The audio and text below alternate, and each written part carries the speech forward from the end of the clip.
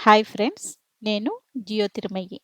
ఈరోజు ఓ ఇంట్రెస్టింగ్ టాపిక్ని డిస్కస్ చేద్దాం.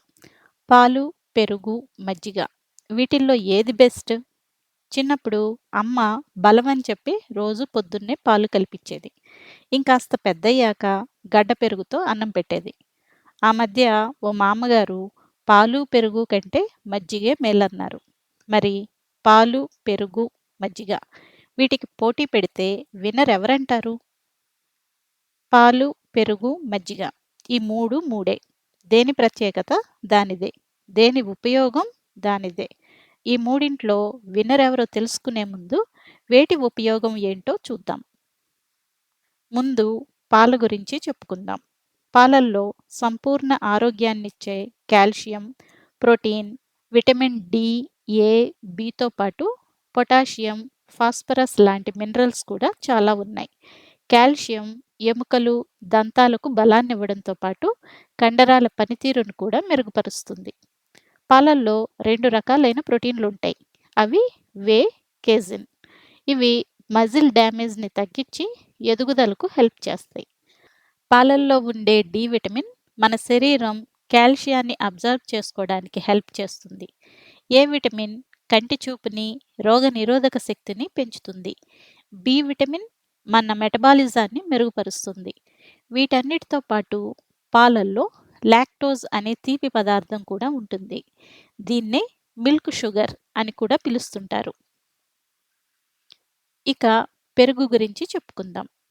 గోరువెచ్చని పాలల్లో కొద్దిగా పెరుగు లేదా మజ్జిగని కలిపి తోడు పెడితే కొన్ని గంటల్లోనే గిన్నెడు పాలు పెరుగుగా మారిపోతాయి.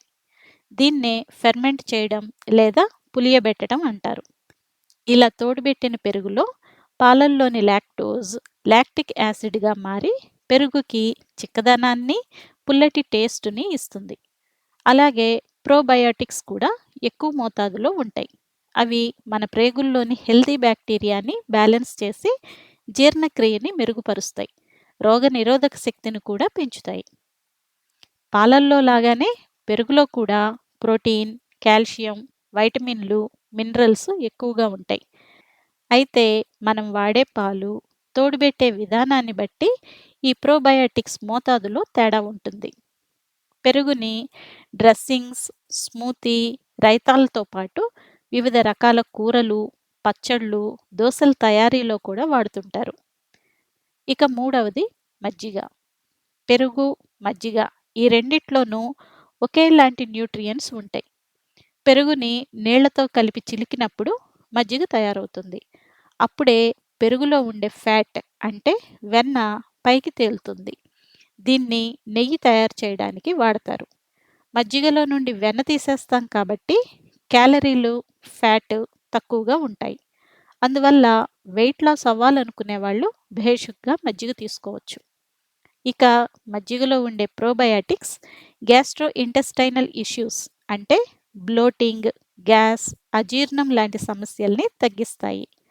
మజ్జిగలో కాల్షియం, పొటాషియం, వైటమిన్ బి12, రైబోఫ్లెవిన్, ఫాస్ఫరస్ లాంటివెన్నో ఉన్నాయి. పైగా ఇందులో ఎక్కువ మోతాదులో ఉండే ఎలక్ట్రోలైట్స్, వాటర్ కంటెంట్ శరీరంలోని వేడిని తగ్గిస్తుంది.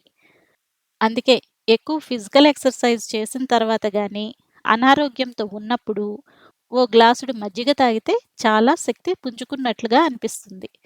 మజ్జిగ రోగనిరోధక శక్తిని పెంచుతుంది. ఎముకలకు బలాన్ని ఇస్తుంది. అలాగే మజ్జిగని రోజు రెగ్యులర్‌గా తీసుకుంటే అందులోని లాక్టిక్ యాసిడ్ మన చర్మం మీద ఉన్న మచ్చలు, మరకల్ని తొలగించి ఆరోగ్యంగా ఉంచుతుంది. ఇందులో ఉన్న పొటాషియం శరీరం మీద సోడియం ఎఫెక్ట్‌ని తగ్గిస్తుంది. అలాగే పొటాషియం ఎక్కువగా ఉండే పదార్థాలు రెగ్యులర్‌గా తీసుకుంటే హై బ్లడ్ ప్రెషర్ తగ్గి గుండె జబ్బులు కూడా తగ్గుతాయి. పైగా పొట్టలోని యాసిడ్స్‌ని తగ్గించి ఎసిడిటీ, గుండె మంట నుండి ఉపశమనాన్ని ఇస్తాయి. బ్రీఫ్‌గా చెప్పాలంటే పాలు మన శరీరానికి కావలసిన కాల్షియం, ప్రోటీన్ లాంటి ముఖ్యమైన న్యూట్రియంట్స్‌ని అందిస్తాయి. అయితే పెరుగు, మజ్జిగలో వీటన్నిటితో పాటు మన గట్ హెల్త్‌కి కావలసిన ప్రోబయోటిక్స్ మెండుగా ఉన్నాయి. అయితే ఈ మూడిట్లో ఏది బెస్ట్ అనేదానికన్నా మనకి ఏది అవసరం అని తెలుసుకోవాల్సింది మనమే. మన ఆహారపు అలవాట్లు, మన ఆరోగ్యం, కావాల్సిన పోషకాలని బట్టి, ఇంకా చెప్పాలంటే మన అవసరాన్ని బట్టి వీటిల్లో మనకేది ఎక్కువగా అవసరమో మనమే డిసైడ్ అవ్వాలి. ఇంకా వివరంగా చెప్పాలంటే ఫర్ ఎగ్జాంపుల్ మీకు ప్రోటీన్ ఎక్కువగా కావాలంటే పాలు, పెరుగు, మజ్జిగ వీటిల్లో దేన్నైనా తీసుకోవచ్చు. కాకపోతే పాలు మీ ప్రైమరీ చాయిస్ అయితే మంచిది. అలాగే ప్రోబయోటిక్స్ కావాలంటే మాత్రం పెరుగు లేదా మజ్జిగని ఎక్కువగా తీసుకోవాలి. అయితే కొద్దిమందికి మాత్రం లాక్టోజ్ టాలరెన్స్ ఉంటుంది. అంటే వాళ్ళకి పాలు, పాలతో తయారు చేసిన పెరుగు, మజ్జిగ, స్వీట్స్ లాంటి వాటిల్లో ఏది తిన్నా పడదు. అలాంటి వాళ్ళు మాత్రం వీగన్ మిల్క్ అంటే కొబ్బరి, నువ్వులు, సోయా, బాదం పప్పు, జీడిపప్పు లాంటి వాటి పాలతో చేసిన ఉత్పత్తుల్ని తీసుకోవచ్చు.